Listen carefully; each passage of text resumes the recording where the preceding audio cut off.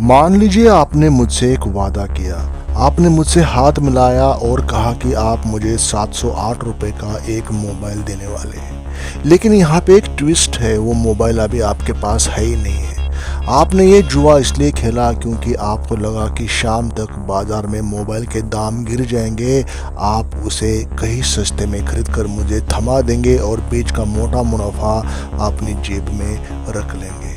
इसे शेयर बाजार की भाषा में कहते हैं शॉर्ट सेलिंग, बिना सामान के मंदी पर दाव लगाना। लेकिन अचानक हवा का रुख बदल जाता है, बाजार में उस मोबाइल की भारी किल्लत हो जाती है और उसकी जो डिमांड है वो हज़ारों की है, पर मोबाइल एक भी नहीं है। दाम तेजी से भागने लगते हैं, 710, 725 और फिर धमाका हो जाता है 731 रुपये का। मतलब वहाँ पे लग जाता है अपर सर्किट।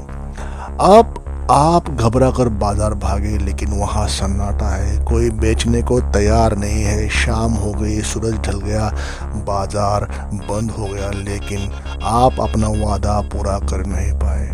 आप इसे कल देख लेंगे कहकर सो गए, पर आपकी नींद हराम करने के लिए कोई जाग रहा है। अब इस कहानी में एंट्री होती है पंचायत की, जिसे शेयर बाजार में एक्सचेंज कहते हैं। पंचायत को इससे फर्क नहीं पड़ता कि आप कौन है या आपकी मजबूरी क्या थी। पंचायत का एक ही नियम है, वादा किया है तो निभाना पड़ेगा। पंचायत बीच में आई, उसने आपकी एक न सुनी। उसने आपसे नहीं पूछा कि मोबाइल कहाँ है। पंचायत ने सीधे आपके बैंक अकाउंट में हाथ डाला। वहाँ से उसने 885 रुपये निकाले, बाजार की नीलामी में, मतलब ऑक्शन में सबसे महंगे दाम पर वो मोबाइल खरीदा और मुझे थमा दिया। तो इससे आपने क्या सीखा, इससे आप क्या समझ गए?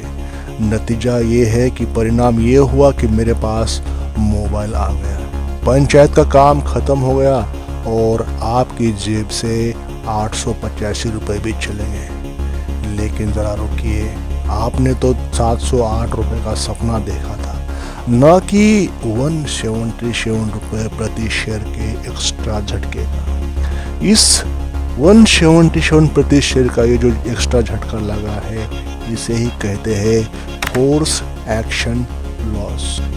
अब देख लीजिए आपके हाथ में क्या बचा, न मोबाइल बचा, न आपके पैसे, और न ही वो मुनाफा जिसका आपने ख्वाब देखा था। ऊपर से आप पेनल्टी और चार्जेस के कर्जदार और बन गए। आपने बाजार से लड़ने की कोशिश की थी, लेकिन आप सिस्टम के जाल में फंस गए।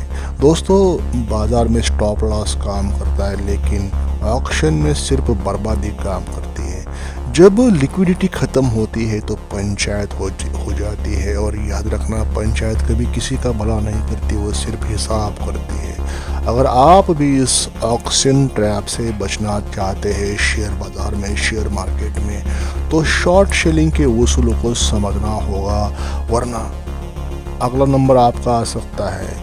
ये पैसा लॉजिक है, जहां हम पैसा ही नहीं असली समझ की बात करते हैं। दोस्तों, शेयर बाज़ार में कभी भी शॉर्ट सेलिंग नहीं करना है। जो स्टॉक 15 या 16% ऊपर होता है, उस पे ज़्यादा चांसेस हो जाते हैं कि वो स्टॉक उस दिन के लिए 20% का सर्किट लगते ही सेलिंग या बाइंग बंद हो जाए। उस समय अगर आपने सेल किया है तो हो सकता है वो आपका जो स्टॉक है, आपके जो प्राइस का जो स्टॉक है, वो ऑक्शन में चला जाए या टेंडर में चला जाए। वहाँ पे आपको बड़ा लॉस हो सकता है, साथ में पेनल्टी भी लग सकती है। तो मैंने अपने शब्दों द्वारा आपको बताने की कोशिश की है, बहुत ही कम शब्दों में।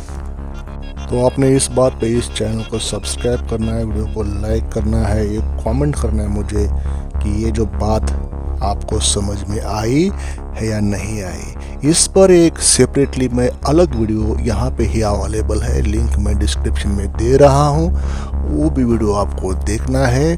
जब आप शेयर मार्केट के एक ट्रेडर है, भले ही आपको कितनी भी ट्रेडिंग आती होगी मार्केट में, नो वन इज परफेक्ट। तो ट्रेडिंग आपको आती नहीं है ऐसा मैं नहीं कह रहा हूँ, लेकिन कुछ बातें होती है विद्यार्थी होने के लिए, वेल्थ का विद्यार्थी बनने के लिए, बड़ा इंसान बनने के लिए आपको सब कुछ नहीं तो बहुत कुछ बातें पता होनी चाहिए।